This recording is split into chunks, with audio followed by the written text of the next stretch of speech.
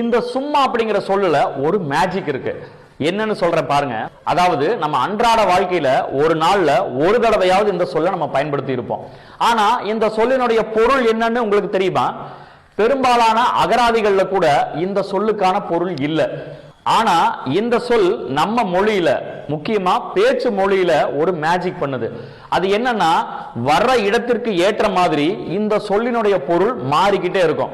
எப்படின்னு சொல்ற பாருங்க. இப்போ இந்த தொடர்களை எல்லாம் பாருங்க, இது எல்லாமே நம்ம பேச்சு மொழியில பயன்படுத்தக்கூடிய தொடர்கள் தான்.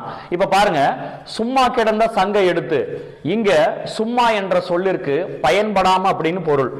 நான் சும்மா சொன்னேன், இங்க சும்மா என்ற சொல்லிற்கு பொய் என்று பொருள். இதை நீ சும்மா எடுத்துக்கோ, இங்க சும்மா என்ற சொல்லிற்கு இலவசம் அப்படின்னு பொருள். சும்மா சொல்லிட்டே இருக்க மாட்டேன், இந்த இடத்துல சும்மா என்ற சொல்லுக்கு திரும்ப திரும்ப என்று பொருள். கொஞ்ச நேரம் சும்மா இருக்க மாட்டியா, இங்க சும்மா என்ற சொல்லிற்கு அமைதி என்று பொருள். சும்மா சும்மா ஏன் வருகிறாய், இங்க சும்மா என்ற சொல்லிற்கு அடிக்கடி என்று பொருள். இந்த மாதிரி சும்மா என்ற சொல்லிற்கு இன்னும் நிறைய பொருள் இருக்கு. ஆனா அதையெல்லாம் நான் சொன்னேன்னா நீங்க கமெண்ட்ல நான் சும்மா விட மாட்டீங்கன்னு எனக்கு தெரியும். நான் இதோட முடிச்சுக்கிறேன். வருகின்ற இடத்திற்கு ஏற்ற மாதிரி பொருள் தரக்கூடிய ஒரு அருமையான சொல் தான் சும்மா.